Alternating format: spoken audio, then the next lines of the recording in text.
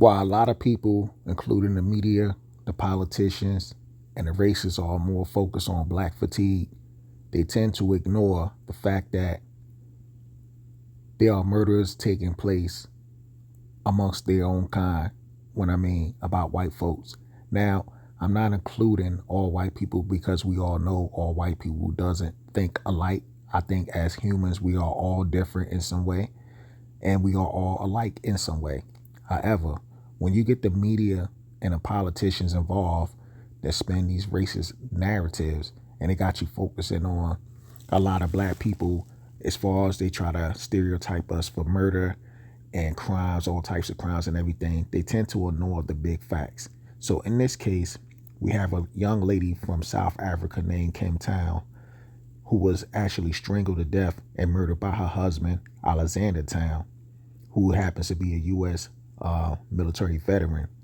And not sure exactly when this has taken place. I believe this was probably back in May.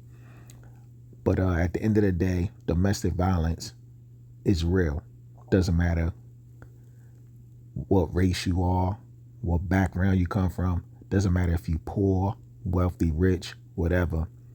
Domestic violence does take place throughout the world. And in this case, there were a lot of signs that was ignored by Kim Town, considering, according to her brother Jason, was the fact that it matters that when they grew up, they witnessed domestic violence, amongst their parents, where they had begged their mother to leave their father for years and years. And eventually the mother actually ended up leaving the father. And now, everything is all good. But in this case, when it comes to Kim Town, if I'm not mistaken, she met Alexander in Dubai. They got in a little relationship. She ended up getting pregnant.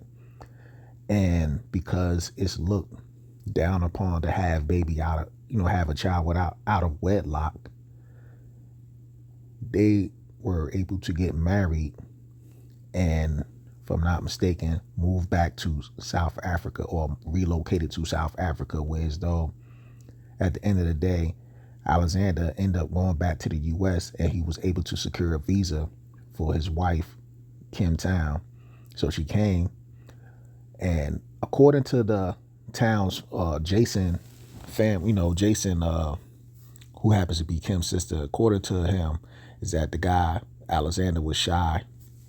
Seemed like a nice guy, but he already knew it was a facade. And the fact of the matter is that Kim would cover for somebody like Alexander when it came to the domestic violence or domestic views or whatever that took place. But,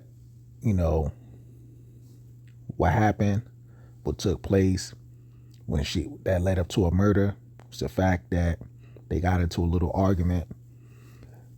Things flew off the handle. He choked her to death.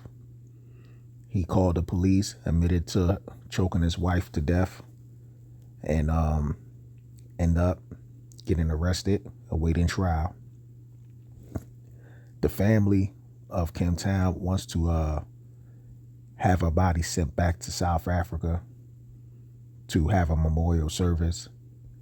I read something about possible cremation or something like that. But at the end of the day, it's sad that it's sad all around because these type of things happen in real life.